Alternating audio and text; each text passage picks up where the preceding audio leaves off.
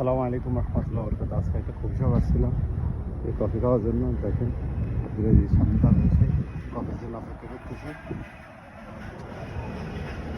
দেখেন এই কফি খাওয়াতেছি। বিরোধী কি জন্য আসছো? কফির জন্য আসছিলাম। আল্লাহ ঘুম আসে কেন এই জন্য কফি খেতে?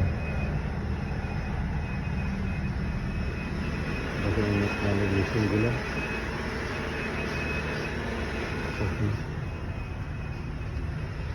এসে বাস স্ট্যান্ড আসছি আমরা, কাজের জন্য আসছি। দেখেন মাতাম দোররা এই বাস স্ট্যান্ড, এই যে বাস স্ট্যান্ড এসে কফি শপ। রাগুনি আছে। হুম